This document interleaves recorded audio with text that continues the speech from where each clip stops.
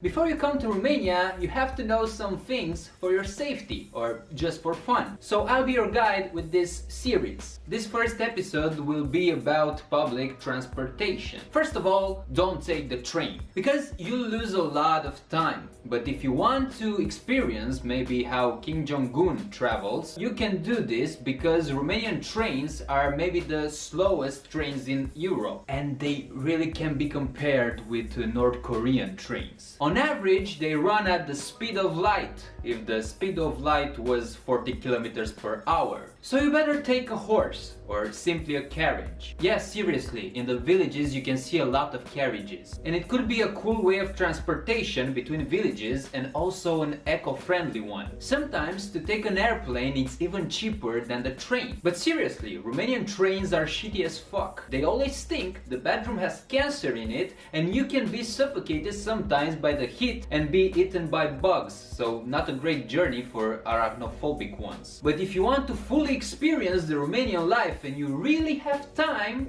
go and use this savage way of transportation because it will be fun. And if you ask why we have this situation in Romania, well, it's simple. Very bad management and zero interest by the authorities in any type of transportation. Actually, in any type of anything. Because we actually have the money to repair the railways and to make highways. But no one does this. Maybe you think, okay, I will not take the train, but I will take the bus. It could be a smart idea if you have luck. Because some of them look good, like 10% of them. And by looking good, I mean you can travel in decent conditions. And by that I mean you'll have some air. But some of them don't even have doors.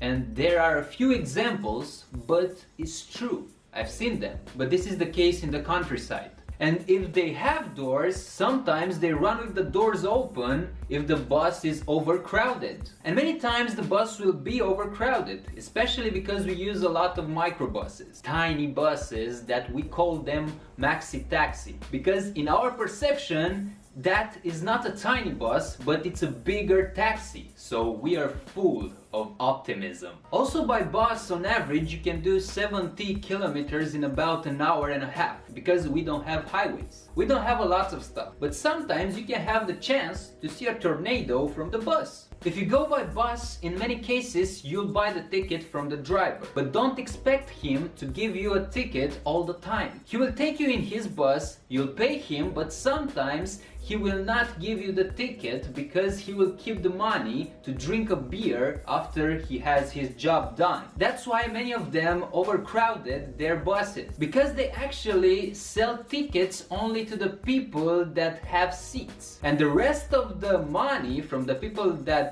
actually stands up on their feet all the journey are kept by the driver, because as we all know, Romania is full of corruption. So again, if you want to have an edgy or savage journey and experiment the Romanian life and transportation, take the bus or the train when you travel through the country. Plus, you can see the beautiful landscapes. But let's say you want to only visit Bucharest and you just landed and you want to go from the airport to the city. What will you do? Well, you can take the train. Wrong! Don't take the train!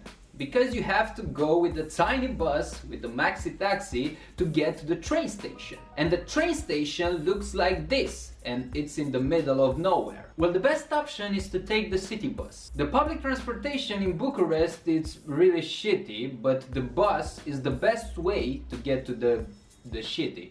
Why? Because it's cheap. It's like €1. Also, you can go by taxi. Well, that's wrong as fuck. Never take a taxi in Bucharest. You can take an Uber, it's okay. But a yellow taxi, never. Maybe by app, it's okay. But never take a random taxi that you see on the street. Don't call a taxi that just stay random on the street. Because they don't use the standard price and they actually negotiate the price, and many times it will cost you double or triple than an Uber and 20 times more than a bus. So yeah, if you want to experience another world maybe and another way of transportation, a savage way, I will invite you to try Romanian buses and trains. And you also may have a good story to tell after. So if you find this video helpful, you can press the like button.